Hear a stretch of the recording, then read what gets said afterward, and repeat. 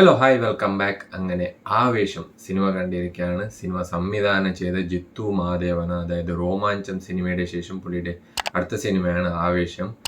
കാസ്റ്റിങ്ങിനെ കുറിച്ചിട്ട് പറയുകയാണെങ്കിൽ ഫഹദ് ഫാസിൽ പ്രധാന വേഷത്തിലെത്തുന്നത്. പിന്നെ മറ്റ് കഥാപാത്രങ്ങളായിട്ട് ഷജി ഗോപു, പിന്നെ ഹിപ്സ്റ്റർ ഉണ്ട്, പിന്നെ മിഥുൻ ജയശങ്കർ, പിന്നെ റോഷൻ ഷാൻവാസ്, മൻസൂർ അലി ഖാൻ, ആശിഷ് വിദ്യാത്രി, അങ്ങനെ ഒരുപാട് പേരുണ്ട്. സോ സിനിമ എങ്ങനെയുണ്ടെന്ന് വെച്ചാൽ ഒരു കംപ്ലീറ്റ് പവർ പാക്ഡ് എൻ്റർടൈനറാണ്. ഒരു രക്ഷയില്ല. ഗംഭീര സിനിമ എന്ന് വെച്ചാൽ ഗംഭീര സിനിമ, കട്ടക്ക് വൈബുള്ള സിനിമയാണ്. ഫഹദ് ഫാസിൽ ഇൻ്റർവ്യൂവിൽ പറഞ്ഞ പോലെ തന്നെ ഒരുപാട് എക്സൈറ്റ്മെൻറ്റ്സ് ഒക്കെ ഉള്ള സിനിമയാണ്. അത്രയ്ക്ക് നന്നായിട്ട് എടുത്തു വെച്ചിട്ടുണ്ട്. ജിത്തു മാധവൻ്റെ ഡയറക്ഷനൊക്കെ നന്നായിട്ടുണ്ട്. കിഡിലെ ഡയറക്ഷനാണ്. രോമാഞ്ചത്തിൻ്റെ കാട്ടി ഒരു സ്റ്റെപ്പ് മേലിലുള്ള സിനിമയാണ് ആവേശം. അത്രയ്ക്ക് നന്നായിട്ടുണ്ട്. പെർഫോമൻസിനെ കുറിച്ചിട്ട് പറയുകയാണെങ്കിൽ എല്ലാവരും നന്നായിട്ട് പെർഫോമൻസ് ചെയ്തിട്ടുണ്ട്. ഇതിൽ എടുത്ത് പറയേണ്ടത് ഫഹദ് ഫാസിൽ.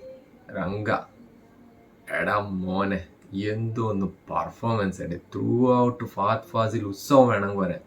അത്രക്ക് ഗംഭീരമായിട്ട് ചെയ്തിട്ടുണ്ട് ആ ക്യാരക്ടറിന്. ഒരു രക്ഷയില്ല. എടാ മോനെ എന്ന് പറഞ്ഞ പുള്ളിയുടെ ആ ഡയലോഗിൽ തിയേറ്റർ ഇറങ്ങിയിട്ട് വരുമ്പോൾ പോലും മനസ്സിലുണ്ട്. ഒരു കിഡിലും ക്യാരക്ടറാണ് രംഗ എന്ന് പറഞ്ഞ ക്യാരക്ടർ. അടുത്തതായിട്ട് പെർഫോമൻസിനെ കുറിച്ചിട്ട് പറയുകയാണെങ്കിൽ 3 പേരുടെ കുറിച്ചിട്ടാണ് പറയാനുള്ളത്. അതായത് ഹിപ്സ്റ്റർ, പിന്നെ മിഥുൻ ജയശങ്കർ, റോഷൻ ഷാൻവാസ്. ഇവർ 3 പേർ സിനിമയിൽ തകർത്തിട്ടുണ്ട്. അതായത് from the beginning till the end വരെ ഒരു സിനിമയിലുണ്ട്. നല്ല സ്ക്രീൻ സ്പേസ് കൂടി കിട്ടിയിട്ടുണ്ട് ഇവർക്ക്.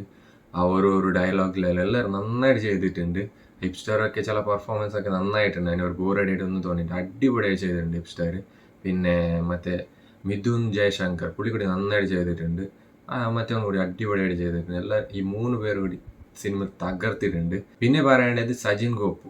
ഒരു രക്ഷയില്ല പുള്ളിക്ക് രോമാഞ്ചത്തിനെ കാട്ടി ഇതിൽ അടിപൊളി ക്യാരക്ടർ കിട്ടിയിട്ടുണ്ട്. അതിനെ പുള്ളി നന്നായിട്ട് ചെയ്തിട്ടുണ്ട്. ഒരു ഗംഭീര പെർഫോമൻസ് ആയിരുന്നു പുള്ളിൻ്റെ. ഫസ്റ്റ് ഹാഫ് ഒക്കെ നന്നായിട്ടുണ്ടായി. പിന്നെ ചില ലാഗൊക്കെ ഉണ്ട്, അതൊക്കെ സിനിമയ്ക്കൊന്നും ബാധിക്കില്ല.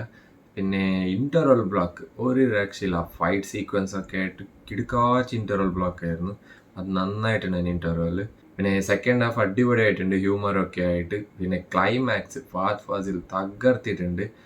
ഇൻക്ലൂഡിങ് ആ ഫൈറ്റ് സീക്വൻസ് ഒക്കെ ആയിട്ട് പുള്ളി അടിപൊളി അർമാദിച്ചിട്ടുണ്ട് ആ സീനിലൊക്കെ.